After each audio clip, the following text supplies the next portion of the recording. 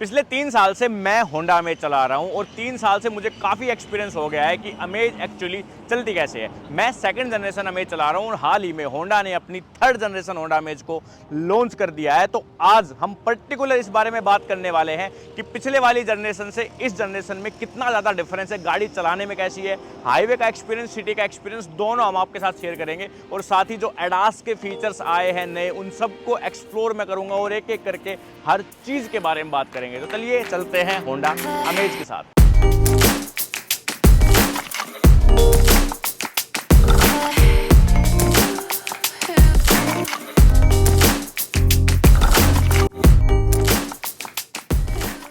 Okay भाई, तो drive करने से पहले बात करते हैं एक बार छोटी छोटी चीज़ों की, जो जो इंपॉर्टेंट चीज़ है। प्राइसिंग मैं अगर आपको बताऊं तो यहाँ पे 3 वेरिएंट आएंगे, वी, वी एक्स और जेड एक्स। वी का प्राइस आपका 8 लाख एक्स शोरूम से स्टार्ट होगा और ये जो जेड एक्स है अपना मैनुअल के साथ अगर आप लोगे 10,69,000 रुपये के समथिंग है। और अगर आप लेते हो इसको सीवीटी के साथ तो आपको 1,20,000 रुपये जो है वो सीवीटी के लिए एक्स्ट्रा देने पड़ेंगे।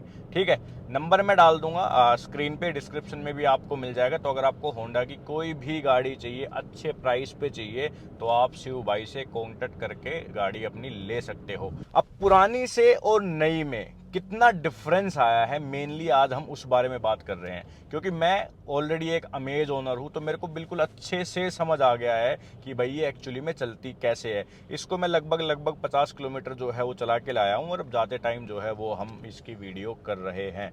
हाईवे पे भी चला ली, गड्ढे वाले रास्ते भी आए थे, तो दोनों का एक्सपीरियंस मुझे हो गया है। सबसे पहले बात करते हैं कि होंडा अपनी तरफ से क्या कह रहा है, कि उन्होंने क्या किया है। तो फीचर्स जो चेंज किए हैं वो चेंज किए हैं, प्लस जिस चीज़ पे मैं फोकस था कि बिल्ड क्वालिटी वाइज जो है क्या क्या चेंजेस किए हैं। क्योंकि पुरानी वाली जो अमेज थी उसमें रैटलिंग नॉइस का काफ़ी इशू था। पर्सनली मेरी गाड़ी में काफ़ी इशू है। एक दो गाड़ियाँ मैंने और भी देखी, उनमें भी डैशबोर्ड वगैरह में जो है वो आवाज़ आती रहती है, रोड नॉइस भी जो है वो गाड़ी में आती रहती है उसमें। बट जब मैं इसमें बैठा इसको चलाया तो डेफिनेटली आपको एक डिफरेंस जो है वो समझ आएगा। होंडा का कहना है कि 45% ज़्यादा स्टील का यूज हमने किया है, तो थ्रू आउट द बॉडी जो है वो दिख रहा है। डोर, अगर आपने पुराने वाले अमेज का दरवाज़ा खोला है और अगर आप इसका दरवाज़ा खोलते हो तो आपको क्लियरली जो है वो पता चलेगा कि इसका डोर काफ़ी ज़्यादा हैवी हो गया है। जैसी फील सिटी में आती थी ना होंडा सिटी में, वैसी फील जो है वो अब अमेज में आने लगी है। बॉडी लाइन की अगर मैं बात करूं तो वो क्लियरली आपको फ़र्क पता चलेगा। अब उससे 2-4 चीज़ों में जो है और फ़र्क आया है। पहली तो रोड नॉइस जो है वो अब गाड़ी में नहीं आती है पहले जितनी। ठीक है, उसके साथ साथ इंजन की नॉइस जो है 100 पे 110 पे जब गाड़ी जाती थी तो हल्की हल्की आती थी, हालांकि इतनी ज़्यादा अमेज में आती नहीं है इसके इंजन में नॉइस, तो वो भी अब पहले से कम फील हो रही है। ओवरऑल जो रैटलिंग नॉइस का जो इशू है मेरी गाड़ी में, अभी तो गाड़ी ये 100 किलोमीटर चली है तो उसके ऊपर ज़्यादा कमेंट नहीं करूँगा, बट फिर भी मुझे कहीं ना कहीं ओवरऑल जो आपकी बार क्वालिटी है उसमें चेंजेस लग रहे हैं। तो मुझे लगता है कि वो चीज़ भी सोल्व होगी। चलाने की बात करते हैं। देखो, चलाने में इंजन पे बाद में आऊँगा, पर ओवरऑल फील जो है काफ़ी चेंज हो गया है। ठीक है, आप ये मान के चलो कि अब जब मैं इसको चला रहा हूँ तो मुझे ऐसा फील हो रहा है कि हाँ, I am driving heavy car, मतलब कि थोड़ा सा ऐसे बिल्ड क्वालिटी वाइज जो है स्ट्रॉन्ग कार है, वो ऐसा फील आ रहा है। प्लेटफॉर्म नहीं चेंज हुआ है, प्लेटफॉर्म वही है जो पहले वाली होंडा अमेज में आता था, बट फीचर्स और एक्सटीरियर इंटीरियर काफ़ी ज़्यादा चेंज हो गए हैं। टेल वॉक राउंड की वीडियो ऑलरेडी है अपने चैनल पे, सो वो आप जाके चेकआउट कर सकते हो, तो आपको पता चल जाएगा कि भाई कहाँ कहाँ क्या क्या चीज़ें जो है वो बदली गई है। लुक एंड फील वाइज अगर मैं बात करूँ अपनी पर्सनली मुझे कैसी लगी, तो मुझे गाड़ी डिसेंट लग रही है। हालांकि पहले वाली जो अमेज थी उसकी भी जो फ्रंट ग्रिल वगैरह थी वो भी मुझे काफ़ी ज़्यादा प्यारी लगती थी, बट ये उसके मुकाबले थोड़ी सी as a road presence wise बड़ी गाड़ी जो है वो फील हो रही है। और पीछे से तो भाई एक बार आप ये सोचोगे कि ये होंडा सिटी तो नहीं है, तो वो वाला जो है एक एंगल अब आ गया है, क्योंकि लाइटें वगैरह जो है वो सिटी वाली कंप्लीट आई है एंड सामने भी आपको ग्रिल वगैरह जो है वो थोड़ी सी एलिवेट से इंस्पायर्ड लगती है। डैशबोर्ड भी आप देखो अंदर से, अब गाड़ी काफ़ी अच्छी फील हो रही है। स्टेयरिंग काफ़ी अच्छा पहले के मुकाबले लग रहा है। MID जो है वो चेंज होनी चाहिए थी, तो वो भी यहाँ पे आपकी चेंज हो गई है। 7 इंच के आसपास की इसमें डिस्प्ले है, थोड़ा सा एनालॉग है। इधर ये वाली स्क्रीन में भी Android Auto, Apple CarPlay, wireless आ गया है, और ये सब चीज़ें आपको बेस वेरिएंट से मिल रही है, ठीक है, वी वेरिएंट से। प्राइस हाँ आपको एक बार को लग सकता है कि भाई आपकी डिजायर वगैरह जो है वो काफ़ी कम प्राइस से स्टार्ट होती है, होंडा ने डायरेक्ट 8 लाख से स्टार्ट की, तो कुछ बायर्स जो है वो एक बार को डिस्कनेक्ट हो सकते हैं मेरे हिसाब से।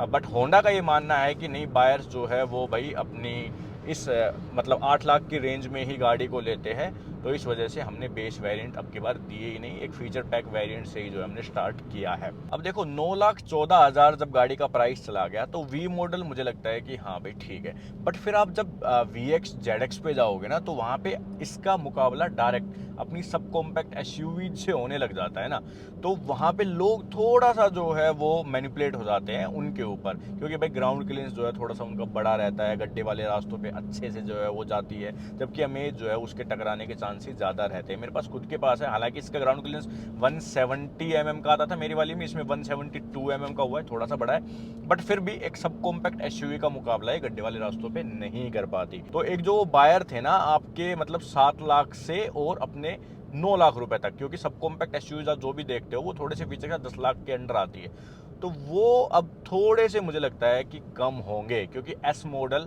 जो पिछली वाली अमेज थी उसमें काफ़ी सेल आउट होता था और उसका ऑन रोड प्राइस जो है लगभग 8.5 लाख रुपए तक चलाता था, थोड़ा बहुत डिस्काउंट वगैरह करके वो अपनी 8 लाख की रेंज में आ जाती थी, बट अब की बार वो ऑप्शन नहीं है। ओके चलो छोड़ो उस बात को। अब सेकंड पॉइंट आता है कि विजिबिलिटी, ठीक है, विजिबिलिटी वाइज मुझे कोई भी ऐसे प्रॉब्लम नहीं है, या पिछले वाली के मुकाबले कोई भी ऐसे डिफरेंस जो है वो बिल्कुल नहीं लग रहा है, वैसा ही है। हुड जो है पर्टिकुलर आपका विजिबल है, यहाँ पे ए पिलर वगैरह जो है ये भी काफ़ी ठीक ठाक है, कोई दिक्कत नहीं है, और कहीं से भी ऐसे कोई विजिबिलिटी वाइज इशू नहीं है, पहले जैसा ही फील हो रहा है। सीट हाइट एडजस्टमेंट जो है वो आपकी बेस वेरिएंट से आएगी, सो आप किसी भी हाइट के हो, आई थिंक कि आपको कोई दिक्कत परेशानी उससे नहीं होगी, ठीक है। अब बात करते हैं भाई इंजन की। तो देखो यहाँ पे ना मुझे होंडा से थी उम्मीदें कि भैया इंजन में थोड़ा सा कुछ टॉर्क वगैरह कुछ बढ़ाओ, लेकिन होंडा ने भाई कुछ नहीं बढ़ाया, वही lazy engine 1.2 litre natural aspirated जो कि 90 PS की पावर एंड 110 न्यूटन मीटर का टॉर्क जनरेट करता है, वही उठा के ये वाली अमेज में दे दिया, मैनुअल और CVT वही ट्रांसमिशन के साथ, जिसमें कोई भी चेंजेस नहीं है। अब इंजन ये रिफाइन है, रिलायबल है, बहुत अच्छी बात है, 4 सिलेंडर का है अभी भी, ये भी अच्छी बात है, बट परेशानी ये है कि ये काफ़ी लेजी फील होता है, स्पेशली हाईवेज पे जब आप स्पीड में ओवरटेक करते हो ना, तब ये रिस्पोंड नहीं करता उस तरीके से जिस तरीके से इसको करना चाहिए। तो ये मुझे एक शिकायत इससे है, और ये शिकायत अभी भी आपको होंडा अमेज से रहेगी। इस iVTEC इंजन का iVTEC नहीं होता भाई किक-इन, तो जो थोड़े से भी ऐसे है ना कि अपने को थोड़ी सी गाड़ी में पावर चाहिए, तो क्लियरली वो निराश होंगे यहाँ पे इस इंजन की वजह से, ठीक है। मैनुअल ट्रांसमिशन है 5 स्पीड का, और अपना CVT है। अच्छी चीज़ ये है कि भाई CVT देती है होंडा इस सेगमेंट में, डिजायर में, ओरा में, टिगोर में, इनमें सब में AMT आता है, ऑटोमेटिक मैनुअल ट्रांसमिशन, जो कि उतना बढ़िया नहीं है as compare to CVT। City वालों के लिए वो थोड़ा एक बढ़िया ये ऑप्शन यहाँ पे रहेगा जिनको सिटी में चलानी है। मैनुअल वालों के लिए अगर मैं बात कहूँ तो गियर ठीक है, ये भी नहीं कहूँगा कि काफ़ी ज़्यादा स्मूथ है, गियर ठीक है, गियर रेशियो भी जो है वो ठीक है। आप देखो तो आराम से अपनी गाड़ी जो है वो 70 की स्पीड पे जब रहती है तो 2000 RPM के आसपास जो है वो क्रूज करती है, 80 पे जब आप जाते हो तो 2200 RPM के आसपास जो है वो रहती है। अब ये गाड़ी एक ऐसी है, इसका मतलब जो फील है वो ऐसा है कि आप इसको 100, 110, 120 पे ले जाओगे ना तो आपको खुद ही लगेगा कि यार काफ़ी तेज़ चल रही है, ठीक है। हालांकि जाती फिर ये 146 है, इसकी टॉप स्पीड 146 तक ही वो जो है सेम सी फील होती है, बट मुझे पर्सनली ऐसा लगता है कि 100 पे जाके ना ऐसा लगता है कि यार बहुत तेज़ भग रही है। उस वाली में तो लगता था, इसमें हालांकि थोड़ा सा कम फील हो रहा है, तो वो एक चीज़ है। एक जो दिक्कत मुझे थी अपनी गाड़ी की क्लच से, ठीक है, उसका क्लच का ट्रैवल काफ़ी कम है। दूसरी चीज़ क्लच जो है वो काफ़ी हार्ड लगती है, इसमें वो चीज़ चेंज की गई है। क्लच अब इसका काफ़ी स्मूथ भी हो गया है, मतलब हल्का हो गया है, और जो इसका ट्रैवल है वो भी काफ़ी डीप मुझे लग रहा है। ये गाड़ी सिर्फ 100 किलोमीटर ही चली है, मैं दोबारा मेंशन कर रहा हूँ, बट फिर भी मुझे कहीं ना कहीं इसमें ये चीज़ लग रही है। उस वाली में जब स्टार्टिंग में आई थी तभी फील हो रहा था कि हाँ भाई क्लच हार्ड है। उसका स्टीयरिंग भी जो है मुझे हार्ड लगता था, स्टीयरिंग हालांकि इसका भी वैसा सा ही लग रहा है। काफ़ी लाइट वाली कैटेगरी में जो है इसका स्टीयरिंग अब भी नहीं आता, बट हाँ क्लच पे काम किया गया है, वो मुझे अच्छी लग रही है। ठीक है जी, सो ये मेरे कुछ पॉइंट्स थे। अब इसके बाद जो चीज़ आती है वो है मेन माइलेज, कि भाई माइलेज कितनी देगी। तो देखो मैनुअल के साथ कंपनी ने क्लेम की है 18.5 की, वो जो कि सेम है पिछले वाली के मुकाबले। अगर सीवीटी में बात करें तो सीवीटी में थोड़ा सा जो है वो माइलेज में इंप्रूवमेंट किया है। अब की बार आपको 19.5 के आसपास की जो है वो कंपनी क्लेम कर रही है माइलेज। रियल टाइम में कितनी देती है? रियल टाइम में मेरी अमेज जो है वो माइलेज देती है अपनी 13, 14, 15। ठीक है, हाईवेज पे अगर आप चलाओगे तो 19, 20, बस ये है उसका माइलेज। सिटी में अगर बिल्कुल ही एकदम बम्पर टू बम्पर ट्रैफिक में अगर आप चलाते हो तो वो माइलेज देती है भाई 11 का, 12 का, बस इससे ज़्यादा माइलेज नहीं देती। वो चीज़ आपको यहाँ पे भी जो है वो मिलेगी। माइलेज में आपको कोई ऐसे जो है ड्रास्टिक चेंजेस नहीं मिलेंगे। डिजायर में इंजन 3 सिलेंडर हो गया है, पर माइलेज उसकी जो है वो इसके कंपैरिजन में काफ़ी बढ़िया जो है वो आपको मिलने वाली है। सो आप एज एन थोड़ा सा माइलेज ओरिएंटेड व्हीकल देख रहे हो तो डिजायर आपके लिए थोड़ा ज़्यादा बढ़िया रहेगी। अमेज की माइलेज उतनी अच्छी नहीं है, ना ही इसमें सीएनजी का कोई ऑप्शन जो है वो कंपनी के एंड पे आता है। हालांकि पिछली वाली में कंपनी ने क्या किया था कि बाहर से डीलर से सीएनजी लगवा के वारंटी वगैरह जो है वो फिर भी होंडा की दे रहे थे। उसके लिए 80-85,000 के समथिंग जो है वो कॉस्ट करती थी वो। बट मैं आपको कहूँगा कि अगर आपको सीएनजी में लेनी है तो आप उस ऑप्शन को चूज ना करें, वो बिल्कुल भी रिलायबल ऑप्शन नहीं है और आपको बिल्कुल उसकी तरफ जो है वो नहीं जाना चाहिए। अगर आपको सीएनजी गाड़ी लेनी है तो मेक श्योर करें आप कि कंपनी फिटेड सीएनजी गाड़ी ही ले। इससे लाख गुना बढ़िया है फिर डिजायर अगर आपको सीएनजी में लेनी है। ठीक है, पेट्रोल में चलानी है तो फिर आपके लिए ये एक अच्छा ऑप्शन जो है वो हो सकती है, अगर आपको माइलेज ओरिएंटेड उतना व्हीकल नहीं चाहिए। क्योंकि ईज ऑफ ड्राइविंग है ना वो इस गाड़ी में थोड़ी सी ज़्यादा बेटर मिलेगी आपको डिजायर के कंपैरिजन में। डिजायर को इसका एक वीडियो करेंगे तब मैं आपको थोड़ा सा जो है ज़्यादा क्लियरिटी उस पर दूंगा कि कौन सी गाड़ी आपको किस सिचुएशन में लेनी है। बट फिलहाल इस अमेज पे ही अपन रहते हैं क्योंकि टॉपिक जो है थोड़ा ज़्यादा लंबा खिंच जाएगा। इंजन चेंज करना चाहिए था, नहीं किया, ये एक नेगेटिव पॉइंट है। अब इसके बाद बात आती है कि और क्या क्या फीचर्स बढ़े हैं। देखो फीचर्स में अपने पास यहाँ पे जो स्क्रीन वगैरह है, स्टीयरिंग वगैरह है, ये सब चीज़ें चेंज हो गई है और अब थोड़ी ज़्यादा फील होती है अमेज। पहले से अच्छी फील जो है वो अमेज होती है। ओवरऑल जो भी जितने भी ये चेंजेस किए गए हैं, ये स्क्रीन मेरे को अब भी उतनी ज़्यादा बेटर जो है वो नहीं लगी। तो हो सकता था कि इसको ज़्यादा बेटर किया जाता, बट जैसे मैंने आपको बताया कि एंड्रॉइड ऑटो, एप्पल कारप्ले आपका बेस वेरिएंट से ही दिया जाएगा। एसी वेसी सब बढ़िया, नीट एंड क्लीन लेआउट मुझे इसका काफ़ी ज़्यादा पसंद आया। ठीक है, नीट एंड क्लीन लेआउट है, ऐसे नहीं कि भाई कहीं कुछ चिपका दिया हो। सब चीज़ें अच्छे से रीच में है, सब चीज़ें आप अच्छे से टॉगल कर सकते हो। जैसे वायरलेस चार्जर जो है वो भी बिल्कुल अपना यहाँ पे है, यहाँ से आराम से जो है मैं निकाल सकता हूँ, फ़ोन को रख सकता हूँ। तो ये सब चीज़ें अच्छी है। जो लोगों को शिकायत है वो क्या क्या है कि गाड़ी में सनरूफ नहीं दी, पहली चीज़। सेकंड चीज़ जो है वो 360 डिग्री कैमरा के फीचर्स जो है डिजायर में आ गए हैं, यहाँ पे नहीं आए। ये दो मेजर जो है वो लोग शिकायत कर रहे हैं। मुझे कहाँ कहाँ शिकायत है वो बताता हूँ। सनरूफ से मुझे कोई शिकायत नहीं है। सनरूफ मुझे पर्सनली कोई काम का फीचर नहीं लगता। मतलब छोटी वाली सनरूफ, पैनारोमिक हो तो थोड़ा सा व्यू आप इंजॉय कर सकते हो, बट छोटी वाली सनरूफ मुझे पर्सनली कोई पसंद नहीं है, तो उसको मैं छोड़ दूंगा। हाँ, 360 डिग्री कैमरा होता तो थोड़ा सा जो है वो बेटर हो जाता जो लोग सिटी में ड्राइव करते हैं। बट उसके लिए यहाँ पे एक रिवर्स पार्किंग कैमरा है आपके पास। सेकंड चीज़ जो है वो आपके पास एक लेन वाला जो है एक कैमरा है। हालांकि ये सिटी में कोई काम का नहीं है, बट हाईवे पे ये आपके काम आ जाएगा। लेन चेंज करते टाइम आपको पता चल जाएगा कि साइड में कौन चल रहा है। अगर कोई आपके ब्लाइंड स्पॉट में होगा यहाँ पे क्लियरली जो है वो विजिबल होगा, तो ये आपको मिलता है। तो ठीक है, फीचर भाई किसी के थोड़े से ऊपर होते हैं, किसी के थोड़े से नीचे होते हैं, बट ओवरऑल मुझे कोई शिकायत नहीं है। काफ़ी अच्छी गाड़ी लग रही है और अब फीचर पैक्ड भी लग रही है। सेफ्टी के फीचर भी काफ़ी ज़्यादा जो है वो एनहेंस किए गए हैं। जैसे कि 6 एयरबैग आप देख सकते हो, ये आपका बेस वेरिएंट से आएगा। ABS, ABD, vehicle stability control, vehicle stability management, brake assist, ये सारे फीचर, ट्रैक्शन कंट्रोल वगैरह जो हो गए, ये सब आपके बेस वेरिएंट से ही आपको दिए जाएंगे।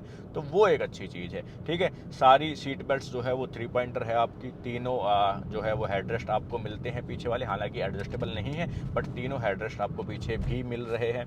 रियर AC वेंट्स जो है वो भी आ गए हैं। सीटों की अगर बात करें तो सामने वाली सीटें जो है ये फ्रंट वाले, इनमें मुझे कोई भी एज सच बड़ा जो है वो चेंज नहीं लग रहा। सीटें ये थोड़ी सी जो है वो छोटी है, मैं पहले भी बोलता हूँ अमेज की वीडियो में, तो ये सीटें थोड़ी सी छोटी है। हालांकि मेरी हाइट उतनी ज़्यादा बड़ी नहीं है, बट फिर भी मेरे को ना काफ़ी छोटी लगती है। यहाँ पे आप देखोगे तो थाई सपोर्ट जो है वो इन सीटों में नहीं है। तो ओवरऑल एक लंबे आदमी के लिए ये सीटें छोटी पड़ती है। वो थोड़ा सा चेंज होना चाहिए था। पिछले वाली सीटों में हालांकि चेंजेस जो है वो दिख रहे हैं, अच्छी हो गई है बैठने में कुशन क्वालिटी वाइज, और थोड़ा सा जो लेआउट है वो भी चेंज किया गया है, तो पीछे वाली अच्छी है और स्पेस वगैरह अमेज में अच्छा आता ही है। बाकी तो NVH लेवल्स में काफ़ी सुधार किए गए हैं। वो वाली अमेज में तो भाई आवाज़ आती रहती है हवा हवा की, इसमें नहीं आती। ये थोड़ी सी सिटी टाइप फील जो है वो आपको दे देगी, वो नहीं देती थी, बट ये आपको सिटी टाइप फील जो है वो दे देगी गाड़ी, ठीक है। तो वो एक चीज़ है।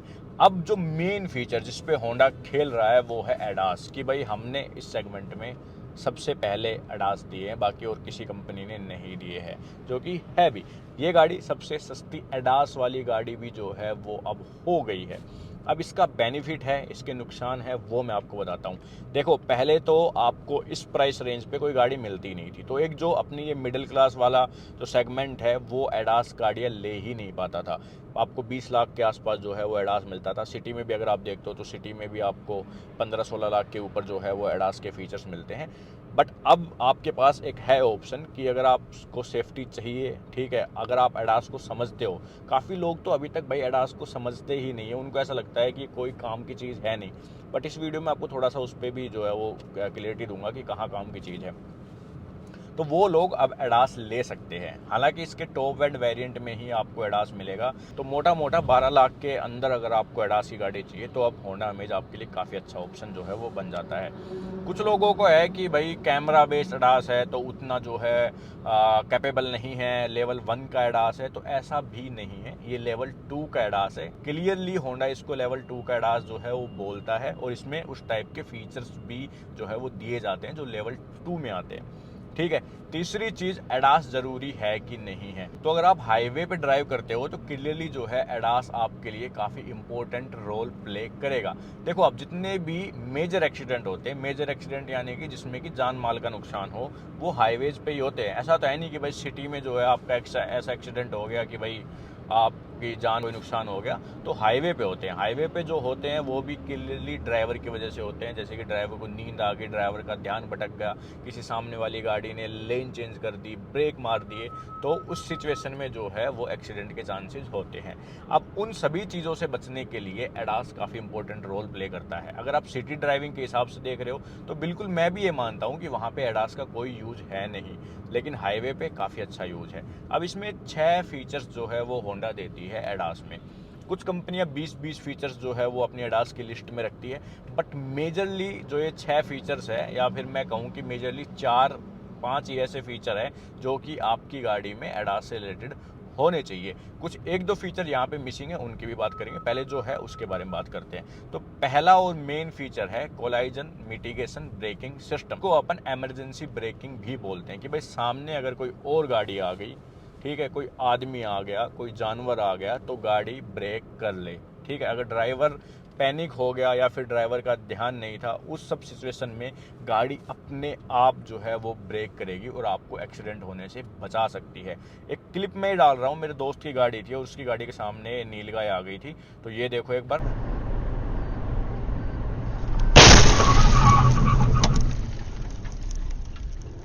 अब ये गाड़ी थी ग्रैंड विटारा, ठीक है। ग्रैंड विटारा में एडास के सिस्टम नहीं आते, और यहाँ पे एक आपने देखा होगा क्लियरली कि एक नीलगाय का बच्चा जो है रोड पे आ जाता है।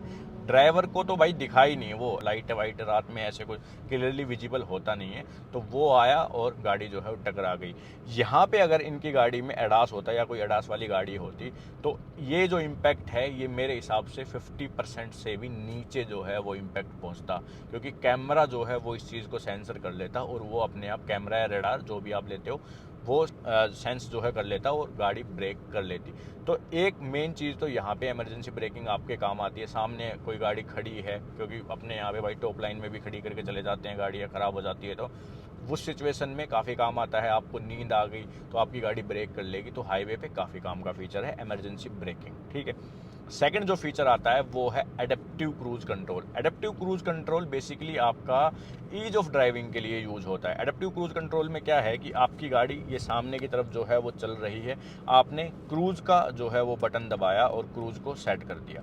अब क्रूज सेट काफ़ी गाड़ियों में होता है, बट वहाँ पे क्या है कि आपको खुद से ब्रेक करने पड़ते हैं और खुद से जो है वो फिर गाड़ी को पिक करना पड़ता है।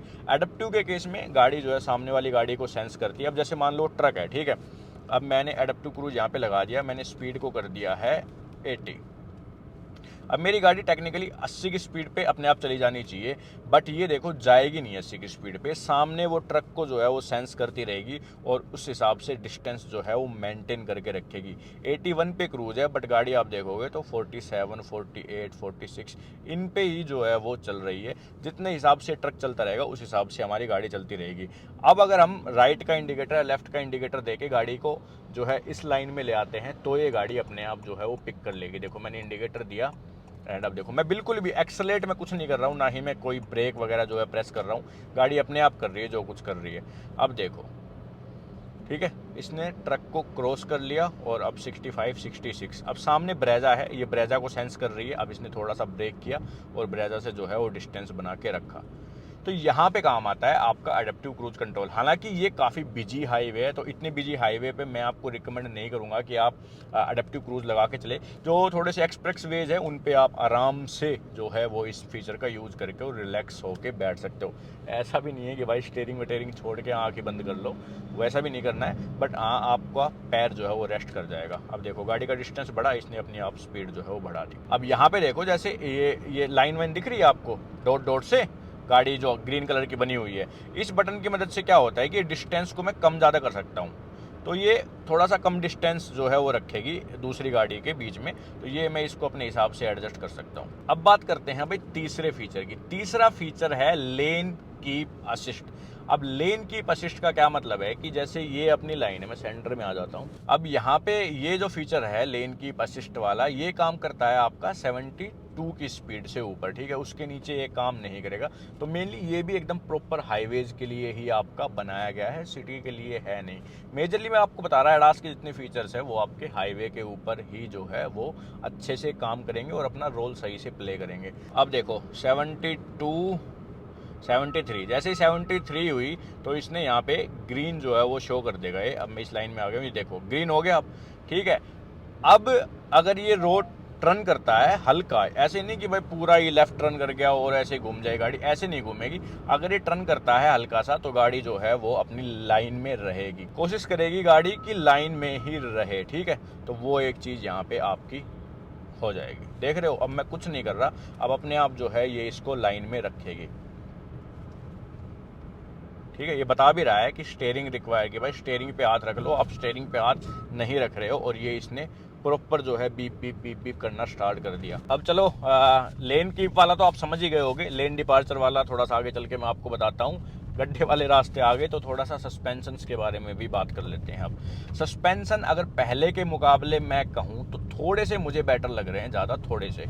जो एक आवाज़ आती थी ना सस्पेंशन की या फिर ओवरऑल जो गाड़ी की रैटलिंग नॉइस वगैरह, वो कंप्लीटली जो है वो अब नहीं आ रही है। वो एक अच्छी चीज़ है। सस्पेंशन में एज सच कोई मेजर ऐसे नहीं है कि भाई कोई डिफरेंस मुझे दिख रहा हो। थोड़े से इसके सस्पेंशन मुझे हार्ड लगते हैं तो वो अभी भी बरकरार है। बाकी नॉइस नहीं आनी चाहिए गाड़ी में, वो नहीं आ रही, वो एक काफ़ी अच्छी चीज़ है। देख लो, ठीक है। खूब आराम से गड्ढे वाले रास्तों पे आप चेक कर लो।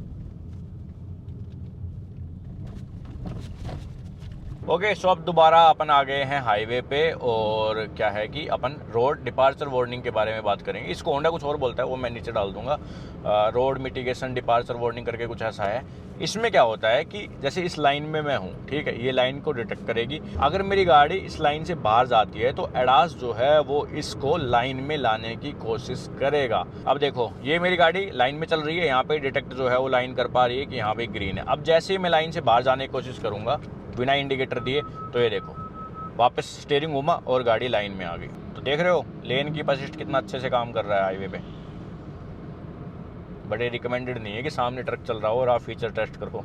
ये देखा गया स्टीयरिंग रिक्वायर्ड। चलो लेन डिपार्चर वाले में क्या है कि अब जैसे मैं लेन से बाहर जाऊंगा तो इसने वॉर्न किया और ये स्टीयरिंग को भी जो है वो टिल्ट करती है इस तरफ, ठीक है।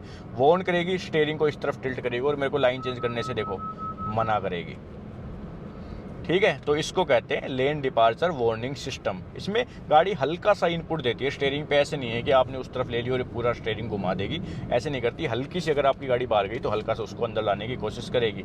अब ये आपका हर बार जो है वो डिटेक्ट करेगा और ऐसे करेगा वार्निंग। तो आपको क्या करना है कि जब भी आप लाइन चेंज करोगे तो आपको इंडिकेटर देना है। जैसे ही आप इंडिकेटर देते हो तो आपकी जो है वो ये लाइन को मतलब ये ओवरराइड कर जाता है इंडिकेटर देते के साथ। ये देखो दिया। अब मैं अगर इंडिकेटर देता हूँ तो ये नहीं करेगा, देखना लेफ्ट का इंडिकेटर देते ही लाइन वाला जो है वो बंद हो गया और अब मैं आराम से जा सकता हूँ। ठीक है, इंडिकेटर बंद। अब ये फिर से देखो डिटेक्ट करना इसने अपने आप स्टार्ट कर लिया, मैं कोई बटन कुछ नहीं दबा रहा हूँ। अब मैं इस तरफ जाऊँगा ना, देखना राइट में, तब भी करेगा, देख वार्निंग दी। और अगर मैंने दे दिया इंडिकेटर तो ये नहीं करेगा, देखना अब नहीं कर रहा। ओके, सो ये था अपना चौथा फीचर। पांचवा फीचर है यहाँ पे कि आपके सामने अगर कोई गाड़ी खड़ी है, मान लो आप रेड बत्ती पे खड़े हो या फिर आप थोड़े से ट्रैफिक में खड़े हो, सामने वाली गाड़ी अगर निकल गई तो ये आपको एक बताएगा कि भाई सामने वाली गाड़ी निकल गई है। तो वो एक फीचर है, मतलब कि वो बेसिकली आपका नोटिफिकेशन बेस्ड फीचर ही आपके लिए रहेगा। और सिक्स्थ फीचर है आपका ऑटो हाई बीम वाला फीचर, जिसमें कि क्या है कि अगर सामने से कोई गाड़ी आएगी तो आपकी गाड़ी ऑटोमेटिकली जो है वो लो बीम कर लेगी, और जब सामने कोई गाड़ी नहीं रहेगी तो ऑटोमेटिक आपकी गाड़ी जो है वो हाई बीम कर लेगी। तो ये एक फीचर आपका और आता है। सो ये 6 फीचर आते हैं। अब मैं आपको बता रहा था कि कुछ एक फीचर मिसिंग है, उस वो क्या क्या है वो बताता हूँ आपको। पहली चीज़ तो यहाँ पे जो ब्लाइंड स्पॉट मॉनिटरिंग का फीचर एक आता है, वो मुझे हाईवेज पे काफ़ी यूज़फुल लगता है, वो एक नहीं आता। सेकंड चीज़ कि पीछे कोई भी रडार नहीं है, तो आपका पीछे से कोई गाड़ी अगर आती है, मान लो आप पार्किंग से निकाल रहे हो बाहर, तो ये उसको सेंस नहीं करता, तो वो एक फीचर मिसिंग है। वो कई गाड़ियों में आता है पीछे रडार, ठीक है, तो वो एक फीचर मिसिंग है। और उसके अलावा तो आई थिंक कि आपको सारे कुछ जो है वो मिलती है चीज़ें, ठीक है। इसकी एक्यूरेसी काफ़ी बढ़िया है। अगर काफ़ी ज़्यादा हैवी रेन में, काफ़ी ज़्यादा फोग में जो है ये आपको हेल्प नहीं करेगा। ये भी क्लियरली यहाँ पे आपको दिखाएगा कि भाई अब जो आपका एडास सिस्टम है वो डिटेक्ट नहीं कर पा रहा है चीज़ें, जबकि रडार में ऐसा नहीं होता। वहाँ पे रडार का प्लस पॉइंट है कि उसमें कितनी भी फोग हो, कितनी भी रेन हो, वो आपका अच्छे से डिटेक्ट करते हुए चलता है। तो बिल्कुल ही डेंस, मतलब आपकी रेन में, फोग में सिचुएशन आपको महसूस होगी, बाकी तो अच्छे से जो है वो एक्यूरेटली ये काम करता है। ओके जी, सो और क्या बच गया? मेरे हिसाब से तो सारे पॉइंट जो है हमने कवर कर ही लिए। एवरेज आप देख सकते हो, इसकी MID भी यहाँ पे शो कर रही है कि 14.1 kmpl किलोमीटर पर लीटर की माइलेज जो है वो गाड़ी दे रही है। और हम इसको मोस्टली 70-80 के आसपास ही जो है वो क्रूज़ कर रहे हैं। और ये जो आपकी माइलेज है ये पिछले 137 किलोमीटर की माइलेज है, जिसमें कि आप ये मान के चलो कि लगभग 37 किलोमीटर ये गाड़ी सिटी में चली है और 100 किलोमीटर के आसपास ये गाड़ी हाईवे में चली है। तो आपको थोड़ा सा एक आइडिया ये इसका भी हो जाएगा, ठीक है। उसके अलावा तो भाई पहले के मुकाबले तो काफ़ी अच्छी लग रही है गाड़ी। अगर मैं आपको पर्सनली बताऊं तो काफ़ी अच्छी फील हो रही है। ऐसा मुझे लग नहीं रहा कि हाँ मैं अमेज चला रहा हूं, थोड़ा सा वो सिटी टाइप वाइब्स जो है वो गाड़ी दे रही है। विनीत बैठा है पीछे, विनीत को आप देख लो, इसकी हाइट 6 फीट के आसपास है और ये कैसे क्या कंफर्टेबल सिचुएशन में बैठा है वो ये देख लो आप। नहीं, पीछे तो काफ़ी कंफर्टेबल सीट है, थोड़ा सा थाई सपोर्ट कम है, बट वैसे स्पेस वगैरह काफ़ी अच्छा है, कोई इशू नहीं है। सीटों की जो कुशन क्वालिटी है, कुशन क्वालिटी अच्छी है सीटों की, बस एक थोड़ा सा मेरे हेयर टच हो रहे हैं छत पे, कुछ नहीं है, बाकी वैसे कंफर्टेबिलिटी है, कोई इशू नहीं। अब पीछे वाले बंदों के लिए ना अमेज रही है हमेशा से ही कंफर्टेबल, तो काफ़ी लोग इसको उस हिसाब से भी चूज़ करते हैं जिनको पीछे सीट पे ज़्यादा बैठना होता है। तो वो एक सेगमेंट में ये बेस्ट पोजीशन पे आती है। मैं तो रखता हूँ भाई इसकी पीछे वाली सीट काफ़ी अच्छी है, ठीक है जी। तो यही था भाई आज की इस वीडियो में। बाकी अगर आपका कोई सवाल है होंडा अमेज से रिलेटेड तो वो आप हमसे पूछ सकते हो। अगर आपको कार बाइंग में कोई डिफ़िकल्टीज आ रही है तो आप हमसे भी हेल्प ले सकते हो। हमारे इंस्टाग्राम हैंडल्स पे जाके आप जो है हमें मैसेज कर सकते हो, तो हम भी आपको थोड़ा सा एक गाइड कर देंगे कि भाई आपके लिए कौन सी गाड़ी अच्छी है, कौन सी लेनी चाहिए, नहीं लेनी चाहिए। तो उस हिसाब से भी जो है आप हमसे कांटेक्ट कर सकते हो, ठीक है। तो यही था कुछ। मुझे एक बार फिर से बता रहा हूँ कि पहले के मुकाबले गाड़ी काफ़ी अच्छी लग रही है। इंजन का थोड़ा सा मुझे वो है कि 1-2 bhp, 5 bhp, 10 bhp कुछ तो बढ़ाते, कुछ तो करते, तो वो एक थोड़ा सा है। उसके अलावा ओवरऑल गाड़ी काफ़ी अच्छी, काफ़ी डिसेंट जो है वो फील हो रही है। कनेक्टेड कार वगैरह के फीचर भी इसमें दिए जाते हैं और ये थोड़ा सा ऐसा ही है। ये इंटरफेस इसका देख लो, एंड्रॉइड ऑटो, एप्पल कारप्ले आपका चल ही जाता है, ठीक है जी। So thank you so much for watching this video और हम मिलते हैं आपसे नेक्स्ट वीडियो में। और ये चार्जर फास्ट नहीं है, ठीक है, बंद हो गया था फ़ोन, 2% चार्ज हुआ है, तो ये भी धीरे धीरे चार्ज करेगा आपका। Okay bye.